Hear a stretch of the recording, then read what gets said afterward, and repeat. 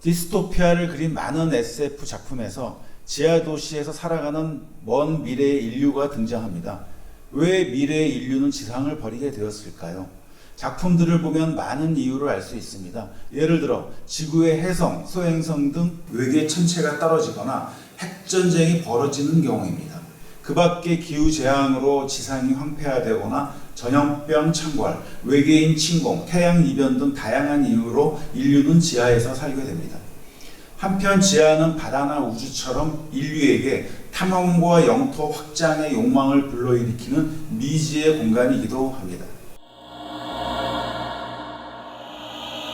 20세기 이후 도시가 과밀해지고 여기저기 지하철들이 생겨나자 그 욕망과 재난을 결합시킨 새로운 소설 장르도 생겨납니다. 대표적인 것이 지하철 중심의 세계관을 다룬 이른바 메트로 유니버스입니다. 러시아 작가 드미트리 글루코프스키가 2005년 발표한 SF 소설 메트로 2033이 그 장르의 효시입니다. 핵전쟁 후 모스크바 지하철역을 중심으로 생겨난 여러 세력들의 다툼을 그리고 있습니다. 그 세력들은 거의 국가 규모로 성장해 갑니다. 최근 발표된 미드 지하창고 사일로의 비밀도 지구 멸망 후 지하 수백 층 규모의 거대한 저장고에 사는 미래의 인류를 그리고 있습니다. 상부에는 상류층, 하부에는 하류층이 산다는 설정이 나오는데 이것은 SF 흑백 걸작 영화 메트로폴리스를 떠올리게 합니다.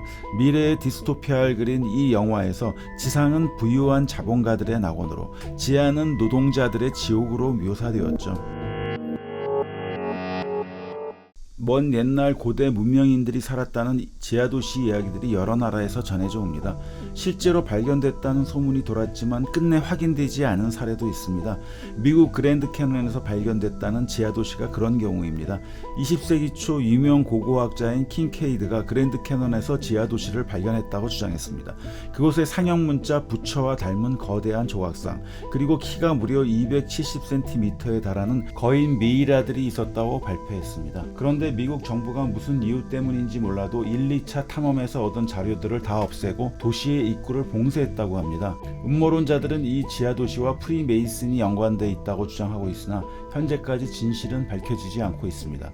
19세기엔 지구 속에 무엇이 있는지를 두고 많은 과학자들이 논쟁을 벌였습니다. 그 논쟁 속에 지구 속에 태양과 바다가 있는 숨겨진 세계가 있다는 지구 공동설이 등장합니다. 프랑스 작가 줄 베르는 1864년에 발표한 소설 지구 속 여행에서 그러한 지구 공동설 미스터리를 다뤘고 이는 그 가설이 대중에게 알려지게 된 계기가 되었습니다. 세계 최초의 SF 작품으로 평가되기도 하는 이 작품은 한 과학자 일행이 지하 세계의 입구인 아이슬란드에 있는 화산 분화구로 들어가서 지구 속을 탐험한다는 줄거리를 갖고 있습니다. 그러나 지구 공동설은 현대에 이르러 과학적 오류로 판명되었습니다. 지진파 분석 등을 통해 과학자들이 알아낸 바에 따르면 지구 내부는 비어있지 않고 암석, 금속 등으로 가득 차 있습니다. 실제로 사람들이 살았던 것으로 확인된 옛 지하도시들도 있습니다.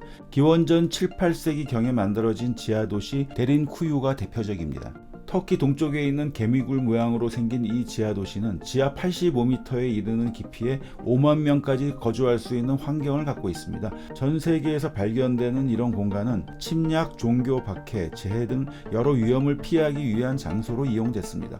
현대에 들어와선 점점 과밀해지고 부족해지는 도시의 생활 공간을 대체하는 지하도시들이 만들어지고 있습니다. 그런 공간들 중에서 2008년 완공된 캐나다 몬트리올의 언더그라운드 시티가 유명합니다. 그곳은 여의도 면적의 2배에 달하는 공간에 아파트, 호텔, 쇼핑몰, 박물관, 대학 등 다양한 시설을 갖추고 있습니다. 몬트리올의 추운 날씨 때문에 건설됐다고 하는데 하루 평균 50만 명의 사람들이 이용한다고 합니다.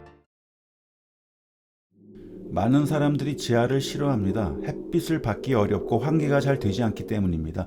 그러나 지하 공간이 갖는 장점도 있습니다. 늘 일정한 온도를 유지할 수 있고 기후나 미세먼지의 영향을 덜 받습니다. 핵전쟁, 환경 오염 등으로 지구가 초토화될 때도 비교적 안전한 피난처가 될 수 있습니다. 따라서 많은 과학자들은 지하 공간이 미래 인류의 새로운 터전이 될지도 모른다고 주장합니다. 그런데 과연 지하를 쾌적하게 만들 수 있을까요? 그러기 위해선 무엇이 가장 중요할까요?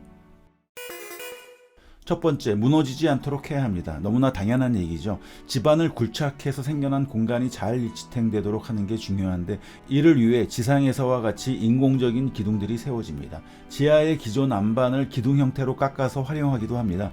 이 과정에서 안반의 강도를 측정하고 보강하는 기술이 동원됩니다.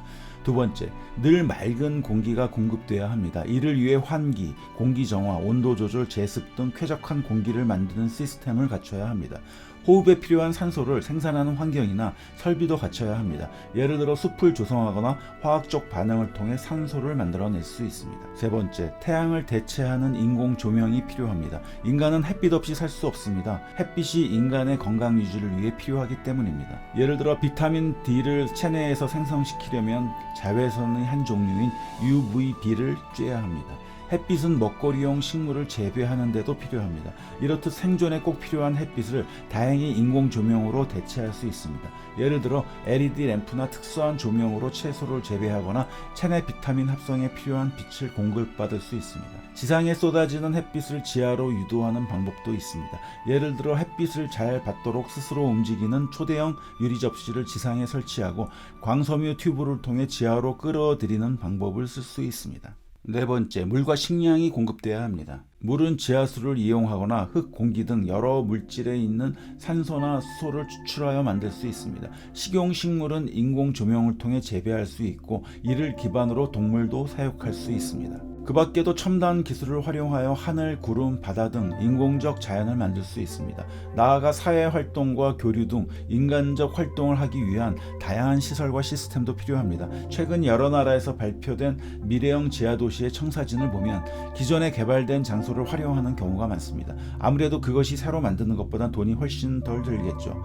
러시아 시베리아에 방치되어 있는 한 광산을 지하도시로 만드는 프로젝트가 그런 경우입니다. 프로젝트 안에 따르면 지름 1.2km, 깊이가 540m에 달하는 광산에 거주지와 수직형 농장, 숲을 만들고 태양전지 유리돔으로 지하도시를 덮어 탄소 배출 없는 청정 에너지를 생산합니다. 이 친환경 도시에 인구 10만 명이 살 수 있습니다. 어스 스크래퍼라는 프로젝트도 흥미롭습니다. 어스 스크래퍼는 초고층 건물을 뜻하는 스카이 스크래퍼와 대비되는 말인데 초고층 건물을 지하에 거꾸로 박아 넣은 듯한 역 피라미드 형태입니다.